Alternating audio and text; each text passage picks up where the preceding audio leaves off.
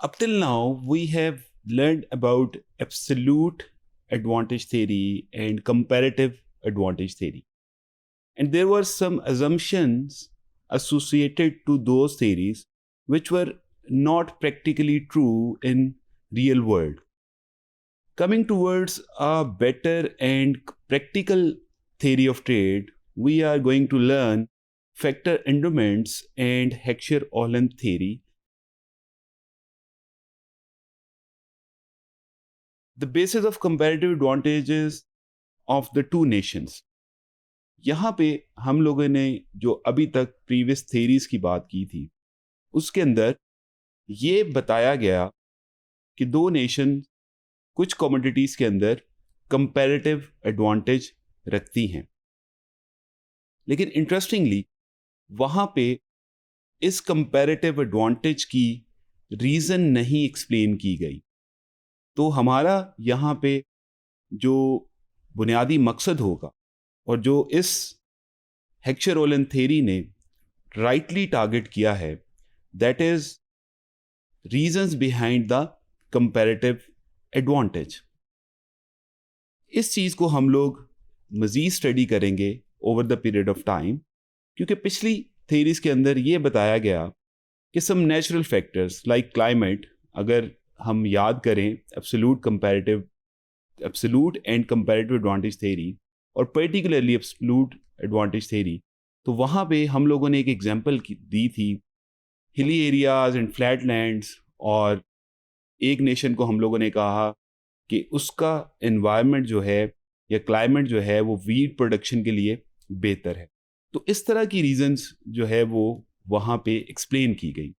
लेकिन ये real world के अंदर सिर्फ यही रीजंस नहीं होती कंपैरेटिव एडवांटेज की। तो इस थ्योरी के अंदर हम इस बुनियादी मसले को टारगेट करेंगे कि what are the reasons behind the comparative advantage of two Nations.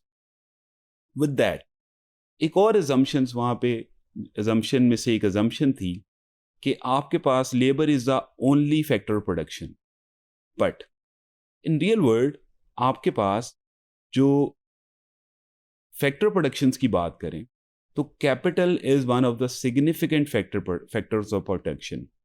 तो इन दैट केस आपके पास इस थ्योरी के अंदर हम कैपिटल की भी इंक्लूजन करेंगे और सिर्फ लेबर प्रोडक्टिविटी को ही नहीं सोल रीजन बताएंगे कंपैरेटिव एडवांटेज की, जैसा कि पिछली थ्योरीज के अंदर हम लोगों ने पढ़ा।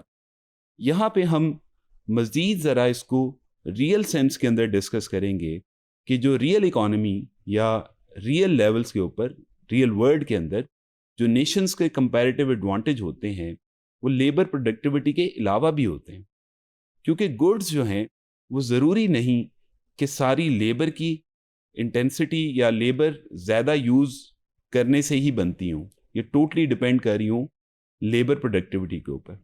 यस, डिपेंड करती हैं लेबर प्रोडक्टिविटी के ऊपर, लेकिन क्या सोलली डिपेंड करती हैं? नो। तो इस थ्योरी के अंदर हम थोड़ा सा इस पॉइंट ऑफ व्यू से भी लर्न करेंगे what are the other reasons.